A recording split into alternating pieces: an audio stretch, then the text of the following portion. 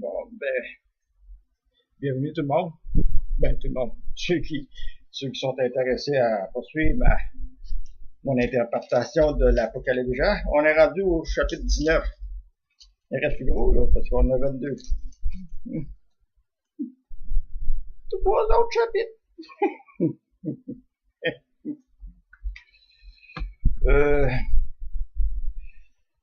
Là-dedans, là, il parle d'une grande foule. Très grande foule.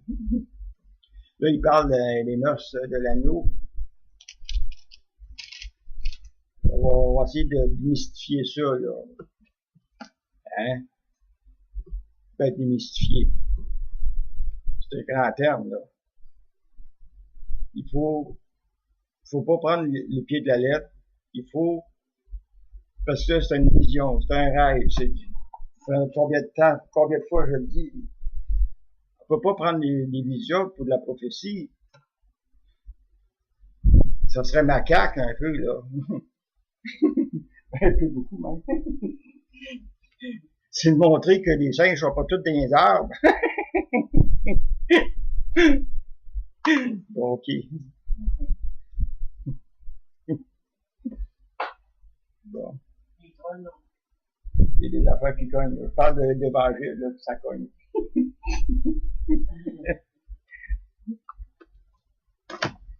Oh, derrière Satanos! Bon, on va continuer. Chapitre 19. L'Apocalypse de Jean, là. Après cela, j'entendis dans le ciel comme une voix forte d'une foule nombreuse qui disait « Alléluia! Le salut, la gloire, l'honneur et la puissance sont au Seigneur notre Dieu, parce que ses jugements sont véritables et justes. » Véritable. Véritablement. OK. Car il a jugé la grande prostituée qui corrompait la terre sur son impudicité. Il a vengé le sang de ses serviteurs en leur demandant de sa main. C'est saignant, ça fait.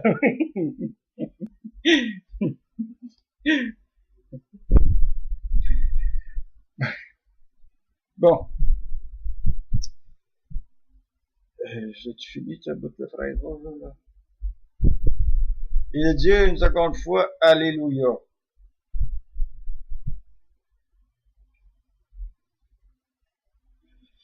OK, entendre des voix dans le ciel.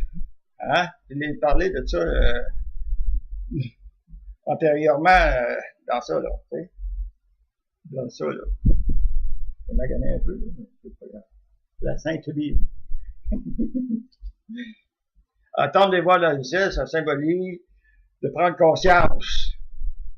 Entrer dans sa conscience. C'est quasiment près de la schizophrénie.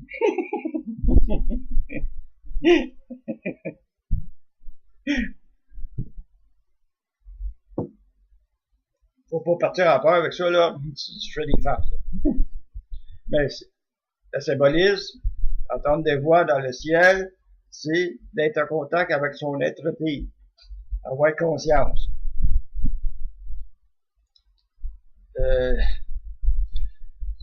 Entendre une voix forte d'une foule nombreuse qui disait Alléluia. Alléluia, ça veut dire la délivrance. C'est bravo, moi. Alléluia. C'est bon, c'est bon. C'est positif. OK.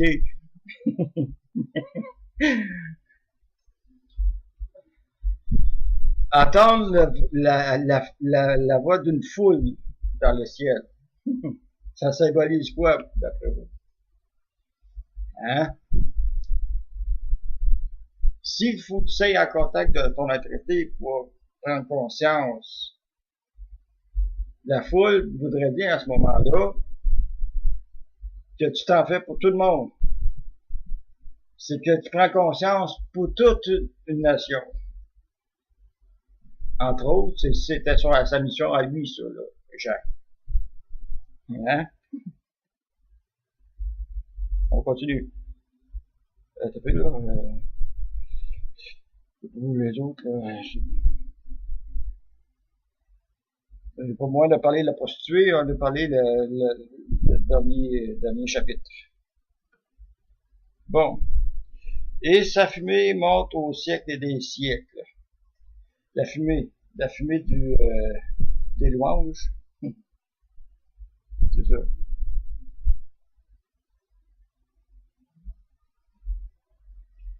La fumée, ça symbolise quoi? Là, on parle pas de fumée noire ni de fumée blanche. On parle de fumée.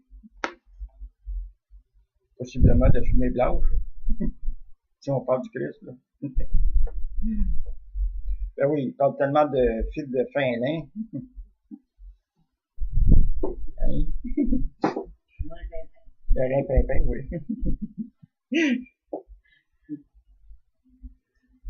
Rêver que la fumée monte au ciel, c'est ça? Elle monte au ciel? Non, monte, c'est ça, elle monte. Pour des siècles et des siècles. Ça symbolise l'élévation spirituelle. Une transcendance de l'ego vers l'être de la divinité.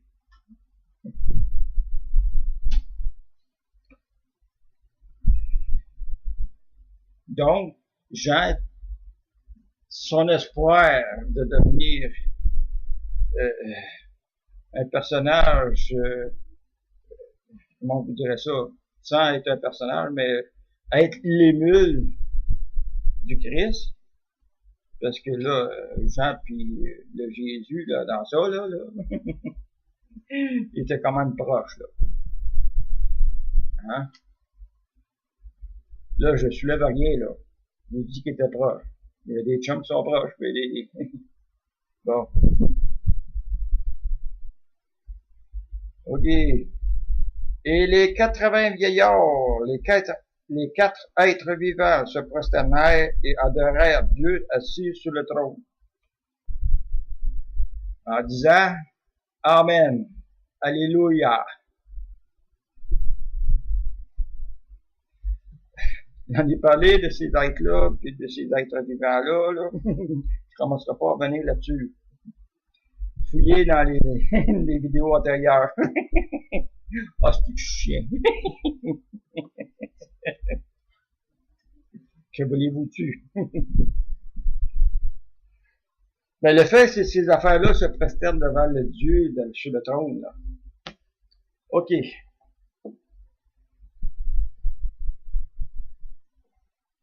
Comment, ils disent pas de toute façon, ils parlent de Dieu, ils disent pas c'est qui est assis, ils disent Dieu. Dieu, c'est une entité. Selon là, c'est une entité, là. On parle pas d'énergie, on parle pas, je sais rien d'autre, là, c'est... on parle pas d'énergie, là, on parle d'un Dieu. Il a vu Dieu, c'est ça, hein, j'ai bien dit. Il adorait à Dieu. Ça veut dire, s'il adorait à Dieu, assis sur le trône. Il était assis. Un Dieu assis sur le trône. Assis sur le trône. Donc, c'est une entité. Oh, peut-être.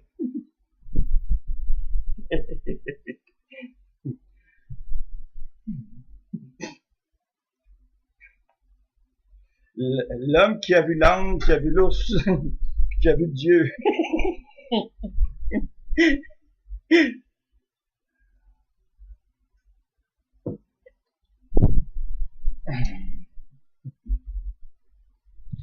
La symbolisation de ça, des êtres qui se prosternent devant un Dieu assis, là, sur le trône. Déjà, le trône, ça veut dire les assises. La base pour te tenir. le fait que c'est un trône ou qu'il y a un roi dessus ou une whatever, qu'est-ce qu'il y a dessus, là, c'est un trône. Ça symbolise l'ego. L'ego, le seul recours pour retenir la personne. C'est la base, l'ego. L'ego, c'est la base. Si t'as pas d'ego, t'es rien. C'est la base. C'est ça que ça veut dire. Les êtres se prosternent devant l'ego.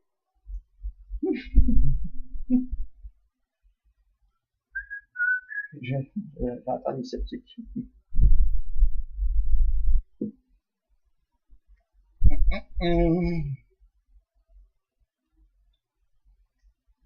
Et une voix sortie du trône disant, ça veut dire que Dieu parla, sorti du trône, qui est assis dessus? Louez notre Dieu, vous tous ses serviteurs, vous qui le craignez, petits et grands. Et j'ai entendu, non, on va continuer après ça. Louez notre Dieu, le trône qui parle, louez notre Dieu. Je savais pas qu'une chose pouvait parler. Autrement dit, c'est encore plus gros, là, comme un égo, là. Une méchante ballon, celle-là, là. Là, j'ai l'impression que je vais toucher des cordes sensibles, là. Très, très sensibles, là. La métaphore de ce bout de phrase que je viens de lire avec les êtres puis le trône, puis que surtout qu'est-ce que le trône dit, là, ça regarde pas d'autre que Jean. Ça ne présente pas d'autre chose que lui. Parce que son ego est très élevé. Et mon Dieu. Je veux plus que des sceptiques, que je veux des couteaux.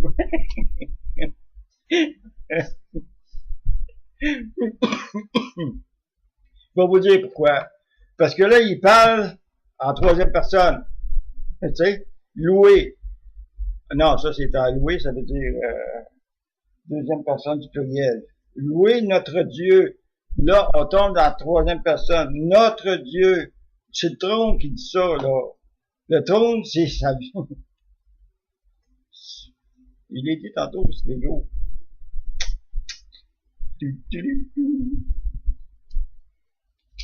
Je connais du monde qui parle en troisième. Il parle de l'autre en troisième personne. Je suis incorrigible. Bon. Et j'entendis comme une voix d'une foule nombreuse, encore une fois, comme un bruit de grosse eau,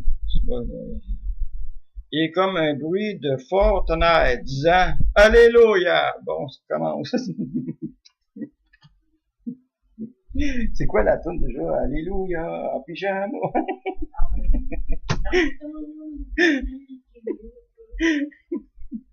Alléluia, en pyjama.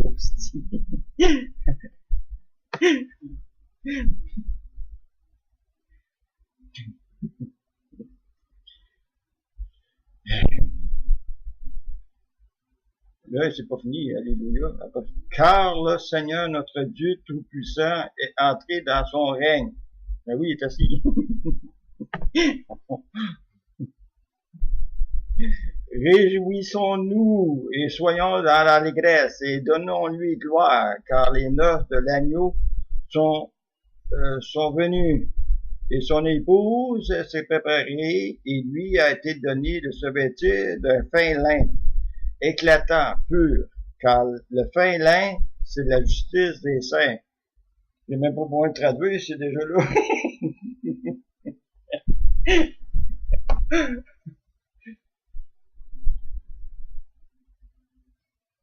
Bon, bon. Ce bout de phrase que je viens de lire, là, entre verset 5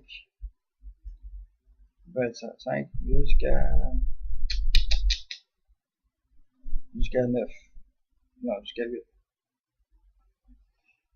Les 5 et 8, là, dans ça, là, ou ça, là, comme si, je vais aller voir.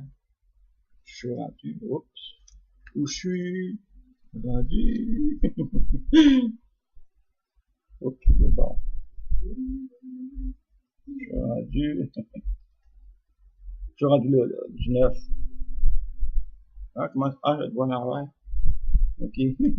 Je suis rendu au 19, là. Il y a 5 et 7. 5 et 8.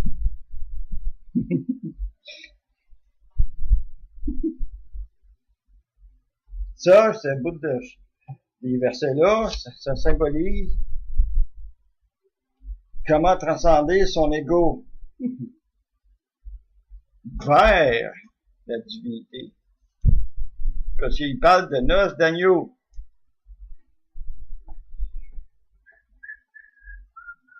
Il parle aussi de la fiancée, c'est ça, j'ai dit tantôt? Et son épouse, on n'a pas dit la fiancée, c'est l'épouse. L'épouse symbolise le côté féminin d'un masculin. Le contraire aussi, c'est que si une femme rêve à un homme qu'elle n'a jamais vu, jamais connu, puis elle rêve de cet homme-là, ça symbolise que l'homme est le côté masculin de la rêveuse.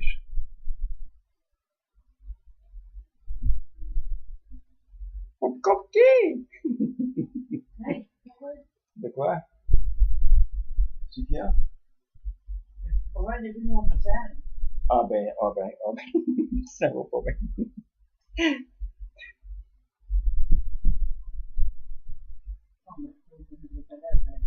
Ouais, ok. Donc, je disais, je me fais pas mon feu.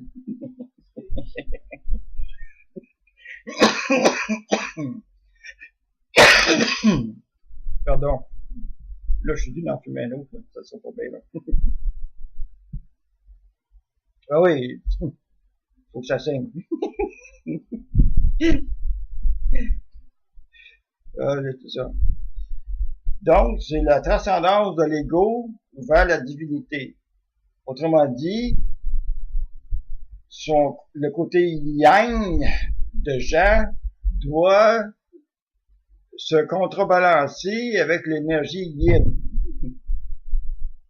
Autrement dit, pas se contrebalancer, mais arriver au même niveau que le yin. Autrement dit, avoir la neutralité qu'il faut pour être parfait. Parce que la divinité, c'est le côté parfait de l'individu. Mais l'individu a l'ego, le yang, puis la divinité, le yin.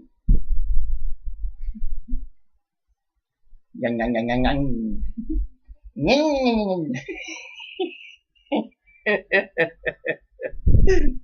Incorrigible. Bon, là, c'est vrai. Prends une pause. Je reviens, ça pas long. Bon, on continue. Elle était bonne, la cigarette. Bon, rendu à verset 9, là. Je sais pas comment de verset là-dedans. Il y en a 20, 21. Bon, on est rendu à 9. Et l'ange me dit, bon, l'ange, tout ça par terre, c'est quoi ce l'ange? Eh oui, c'est l'être-té, la dualité de l'humain.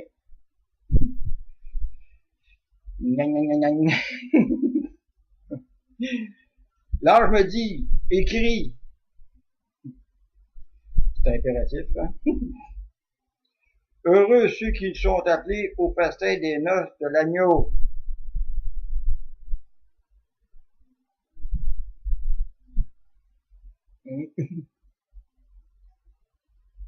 Il me dit, ces paroles sont les véritables paroles de Dieu. Ah, on est rendu, comment on appelle ça, une personne superposée? Non. Il y a des acolytes.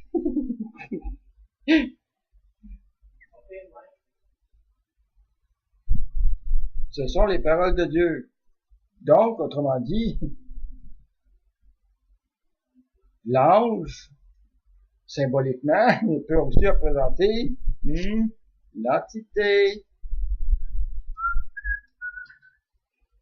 La la la. Là, je viens d'embarquer pas mal de monde, là, sans vouloir. L'ange, c'est une entité. Dans le vrai sens du terme. En symbolisation, c'est l'être-té. Le fait qu'il dit que c'est des paroles de Dieu, Dieu, c'est l'ego. Je pense que dans ça, là, dans l'Apocalypse, là, dans la vision de Jean, là, faut bien se comprendre, là. On parle de l'ego de Jean, on parle pas de Dieu, on parle de l'ego de Jean.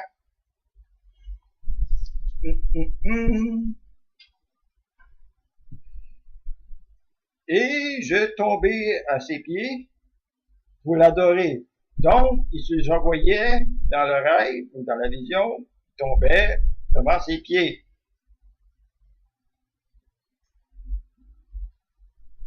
Devant les pieds de l'ange. Qu'est-ce que ça peut signifier? Tomber dans ses pieds, tomber à ses pieds. C'est une réalisation de qu'est-ce qu'il peut apporter pour sa mission. Pas de mission, là. C'était le début du christianisme, à cette époque-là. Bon. Après ça, il marque, garde-toi de le faire, je suis ton compagnon de service et celui de tes frères qui ont le témoignage de Jésus. Adore Dieu, car le témoignage de Jésus est l'esprit de la prophétie. L'esprit de prophétie. Autrement dit, c'est le rôle principal de ça.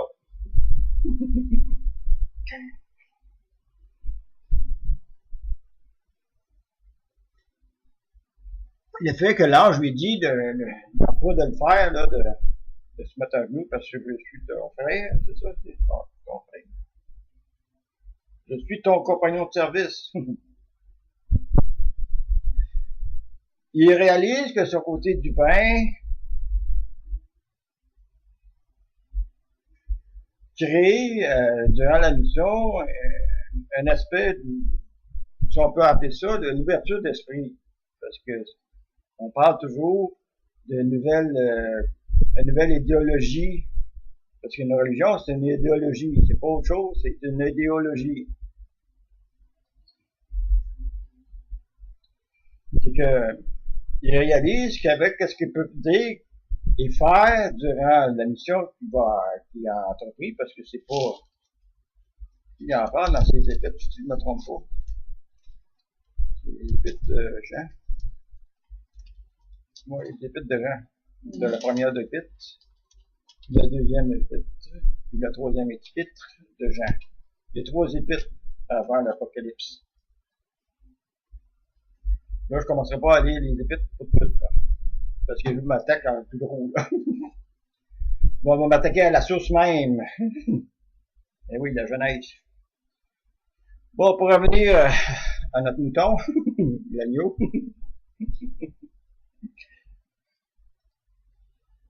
Le fait que l'ange lui dit de se garder de faire ça, là. c'est qu'il réalise qu'il a un pouvoir dans sa parole. Il réalise que la parole du Christ a un pouvoir. Parce que c'est ça le début du christianisme. Hein? Une idéologie crée des sectes. La religion, c'est une idéologie, mais c'est aussi une secte. Et oui. Le monde, tu meurs à cause du nom.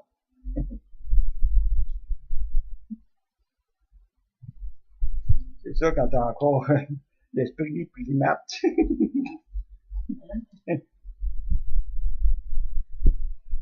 Bon, ensuite,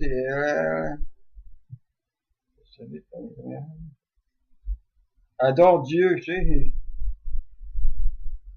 sais. L'ange qui dit ça, lui, adore Dieu.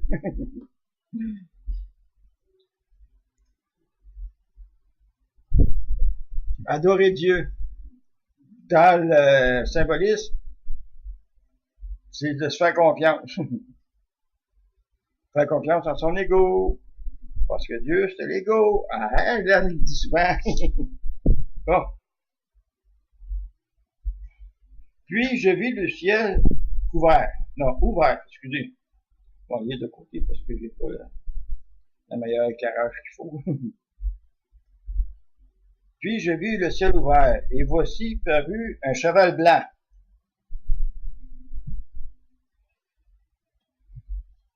À l'époque, le cheval, c'était le moyen de transport. Hein, il n'y avait pas d'autre chose. Il y avait des charrettes, là, mais c'était tiré par les chevaux. Mais pour se déplacer, sans être obligé d'amener tout, tu pouvais seulement te déplacer en cheval. Le cheval symbolise, en ce cas-ci, un véhicule. Comment mener ta vie? Un véhicule dans un rêve, quand tu conduis un véhicule, tu conduis ta vie. Indépendamment de la vitesse puis les réactions que tu fais durant la route, durant le rêve, ça, je vais l'expliquer plus tard. Le fait que le cheval est blanc, c'est qu'il s'enligne vers la mission. Ça ne veut pas dire autre chose. Celui qui le montait s'appelait fidèle et véritable. Et il juge et combat avec justice. Ça, pour avoir la conduite qu'il faut pour arriver à parvenir à faire sa mission, il faut qu'il y ait un jugement. C'est ça que ça veut dire. Il faut qu'il fasse avec justice. Autrement dit, d'après son fondement, son ego, parce qu'il a besoin de son ego. Ses yeux étaient comme une flamme de feu. Ça, il n'est pas loin de dire que ça veut dire. Les yeux en flamme de feu. Ça veut dire qu'il avait une bonne vision des choses, là, hein? Quand tu dis à quelqu'un qui a des éclairs dans ses yeux, hein? C'est le même principe. Sur sa tête étaient plusieurs diadèmes. Je sais pas pourquoi il marchait de même, mais était. Sur sa tête pourquoi il a marqué ça? C'était une faute de grammaire qu'on fait là. Plusieurs diadèmes. Les diadèmes. Sur sa tête, il avait, il va falloir qu'il dise qu'il y avait plusieurs diadèmes. Il était, tu sais. Ça marche pas, ça.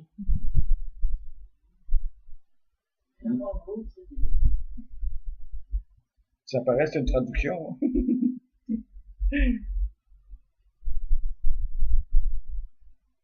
Les diadèmes. Ça fait le tour de la tête, ça, d'habitude. Comme une couronne. Non, ça fait juste une demi-tête, hein? Ah, le diadème? Le diadème, c'est juste en avant ici. Ouais, c'est ça, en avant. Couronne, c'est plus tôt. À l'époque, les diadèmes, il y avait les pharaons qui avaient ça. Les pharaons d'Égypte qui avaient ça. Ouais. Parce que c'était pas un cache, c'était un diadème, mais c'était gros comme un cache. Un cache de bain.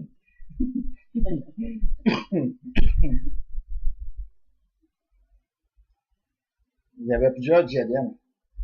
Bon, le diadème, ça veut dire, c'est ça. D'habitude, ça cache le front, puis ça monte jusqu'en haut. Lui, il y en avait plusieurs sur sa tête.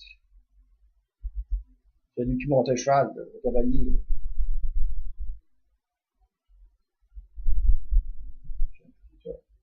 Fidèle puis dégoûtable. Le yin puis le yang. Il y a yang yang. Bon. Le fait qu'il y ait des diadèmes sur sa tête, c'est que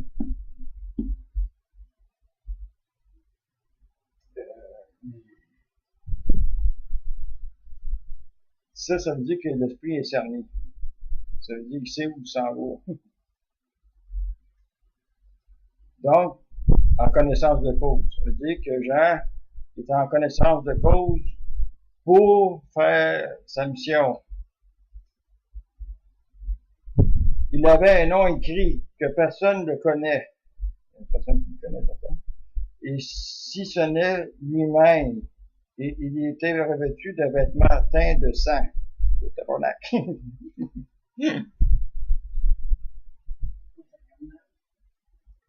Il y avait des taches de sang sur lui. C'est bien ça, lui dit.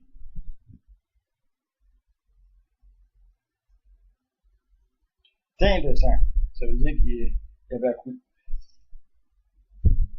d'un vêtement. Ils ne disent pas lequel vêtement. C'est le chandail, la chemise, le pantalon. Il était en boxeur. En boxeur.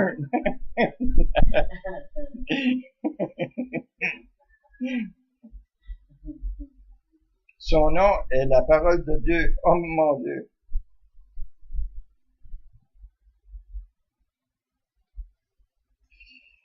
Ouf. Les armées qui sont dans le ciel le suivaient sur des chevaux blancs, revêtus de fin lin blanc pur.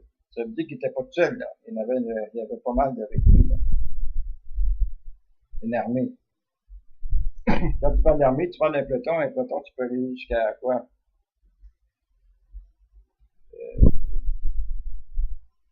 Un peloton, normalement, c'est pas à bout de 100 unités par peloton. Après ça, tu tombes en bataillon. Un bataillon, ben, c'est plus, tu peux parler de... T'en as fait, là.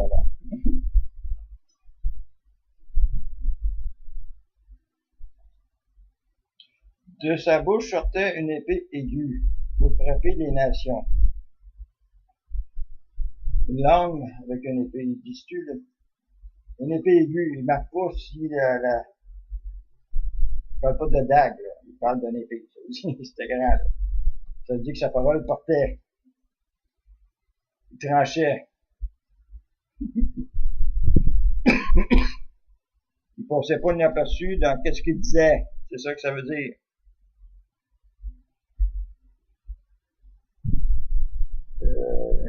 Il les pètera avec une verge de fer.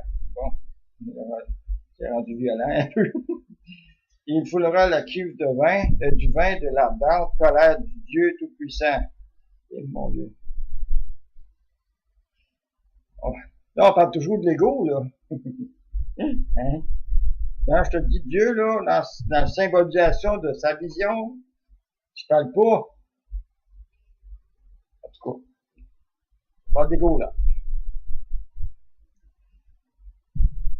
Autrement dit, il va falloir qu'il utilise tous les moyens pour se faire comprendre par les gens qui ne se rouvriront pas vers l'idéologie qui va installer, qui est censée de s'instaurer.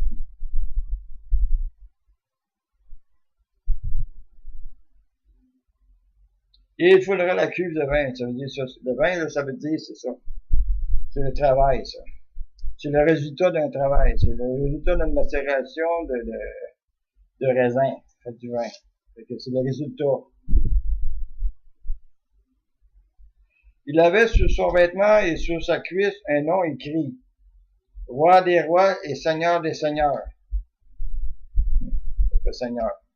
Ça signe.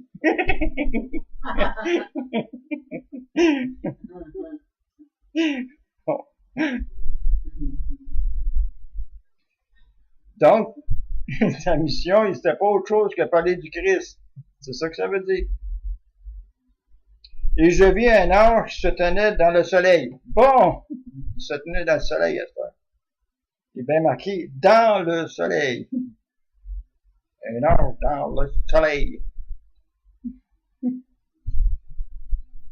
Le soleil, dans ce cas-ci, ça représente, si on regarde le côté astrologie des choses, le soleil, ça représente l'as de naissance. Dans tous les thèmes astrologiques, le soleil représente la journée de ta naissance.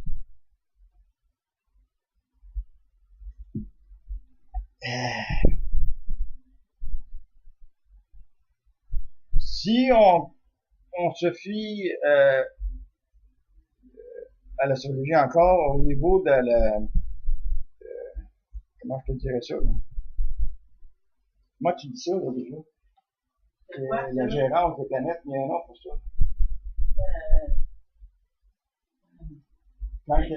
L'influence, c'est ça. Merci amour. Si on parle d'astrologie au niveau de l'influence des planètes, des astres, le soleil est représentatif au signe du lion. On peut présumer qu'à partir de ce moment-là, Jean était durant l'été, dans le signe du lion. Quand il a fait ce petit rêve-là, il pétage. Ça ne surprendrait pas partout. L'ange, je disais tantôt, ça veut dire quoi? C'est l'être-té.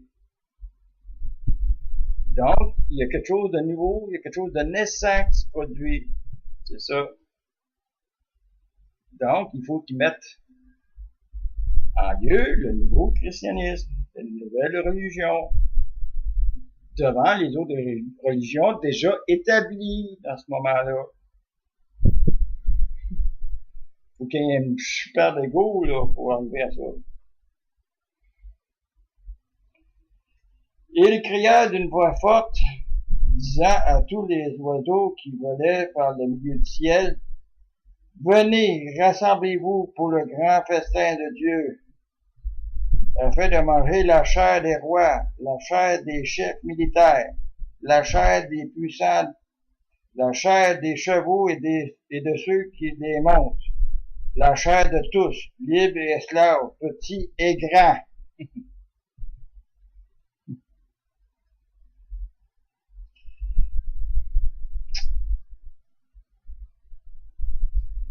Les oiseaux. Si on regarde le côté ésotérique, le langage des oiseaux. Donc, il faut regarder ce verset-là. Le verset, c'est quoi? Le verset 17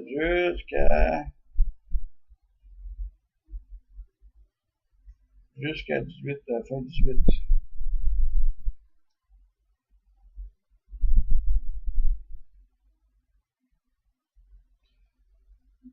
Il faut regarder symboliquement au niveau du langage d'oiseau, entre autres. Ce qui veut dire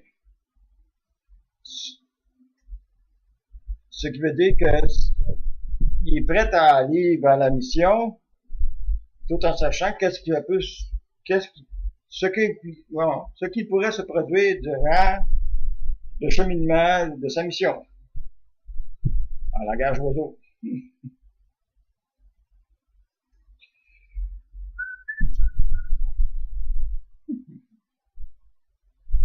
Là, le monde va dire, c'est quoi le langage de l'oiseau? Ben, regarde, va-t'en sur un furteur de quelconque sur Internet, puis regarde ça, le langage des oiseaux, tu vas tout comprendre.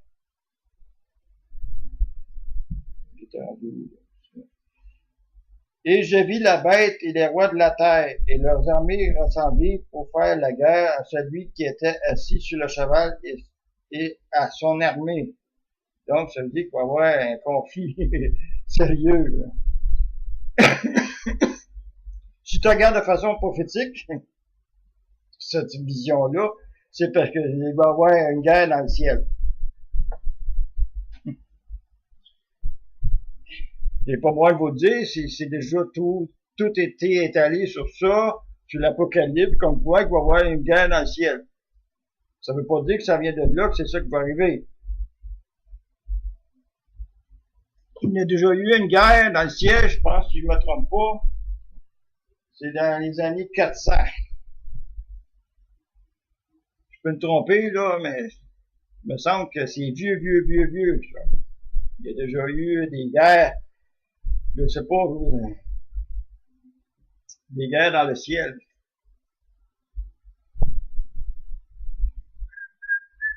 Ça fait loin, là, déjà. Là.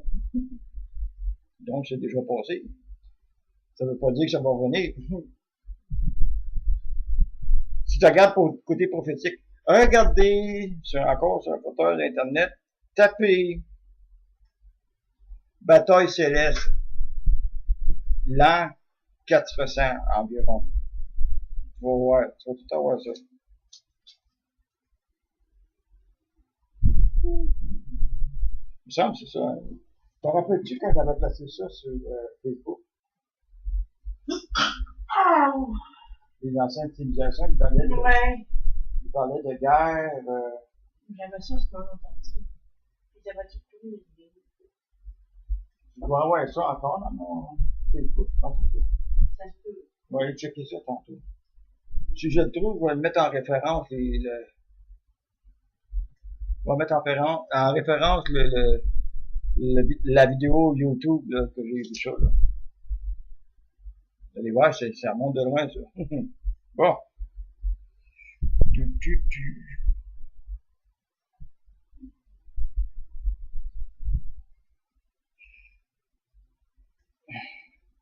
Mais si tu regardes au niveau symbolisation que ce verset-là de 19, là,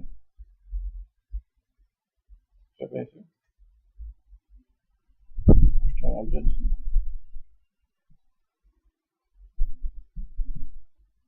Ah non, je t'ai pas rendu à 19 encore. J'étais à 18.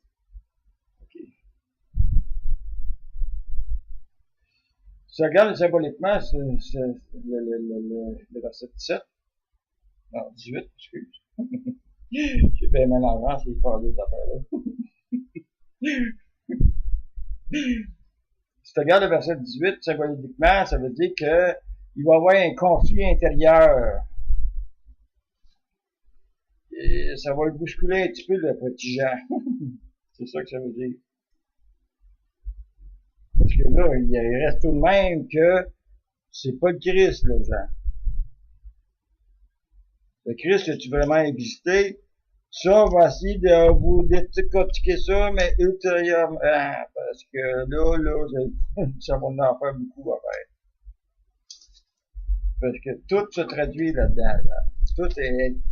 Tout, c'est une façon d'interpréter les choses, là. Oui, la traduction peut être douteuse, plus ou moins,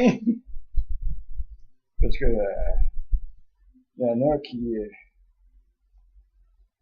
a qui ont des vraies tablettes, mettons.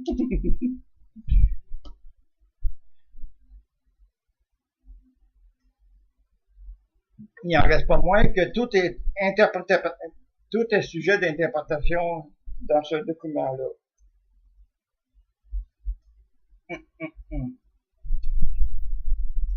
Et je vis la bête et les rois de la terre et leurs armées rassemblées pour faire la guerre à celui qui était assis sur les Et la bête fut prise, et avec elle le faux prophète, qui avait fait devant elle les prodiges par lesquels il avait séduit ceux qui avaient pris la marque de la bête et adoré son image. La bête, ok. Mettons, l'ego, on parle d'une dualité de l'humain. Par contre, dans cette dualité-là, comme le yin et le yang, il peut être fractionné aussi. Le yang, il peut être fractionné. Là, je suis en train de vous faire compliquer les choses, là. Pourtant, c'est rien de plus simple, là. La bête symbolise le mauvais aspect de l'ego. L'ego étant un parti yang avec le yin de la divinité. Mais le parti yang, il y a déjà un côté aspect positif et un aspect négatif. Hein? Donc, la bête symbolise le mauvais aspect de l'ego. L'image, c'est l'ego de mauvais aspect. Quand tu, comment je te dirais ça, quand tu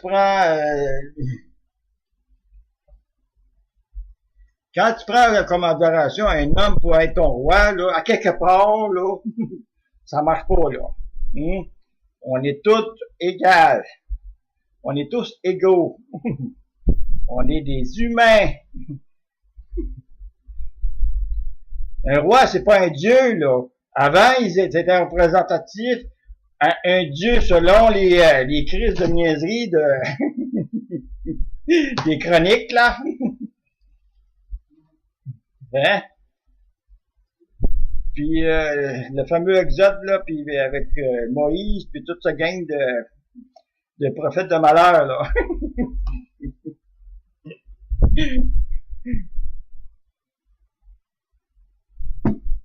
On peut pas placer un homme, un humain, plus haut que soi. Christ. Oups, excusez. On va me faire crucifier. Ils furent tous les deux jetés vivants dans l'étang ardent de feu et de soufre. Bon, on parle de feu et de soufre. Ils ont pris la petite bête, puis le faux prophète, puis l'ont garoché là-dedans. Ça symbolise ça, ben des choses. Ça veut dire, mets plus d'ardeur pour arriver à tes fins. C'est ça que ça veut dire. Et les autres furent tués par l'épée qui sortait de la bouche de celui qui était assis sur le cheval. Il les a tous tués. Et tous les oiseaux se rassasièrent de leur chair. Encore là, on parle d'oiseaux.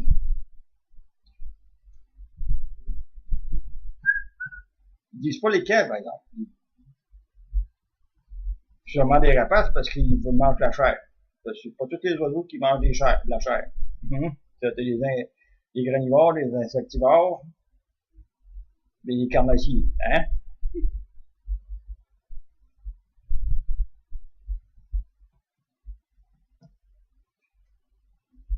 Donc, en conclusion de ce chapitre-là,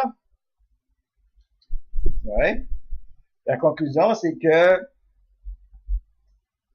il réalise que la mission elle va être ardue. Il réalise qu'il faut qu'il fasse transiter son ego dans le meilleur aspect possible pour parvenir à faire la parole du Christ, à faire avancer la parole du Christ, à avancer la religion du christianisme. C'est l'entrée en matière du christianisme. Et pour parvenir à ça, il faut qu'il y ait un juste milieu avec l'ego et son côté spirituel, son côté divin, le yin et le yang. C'est tout. Alors, ça va être pour le prochain chapitre, en espérant que vous avez aimé, que vous avez écouté. À une prochaine.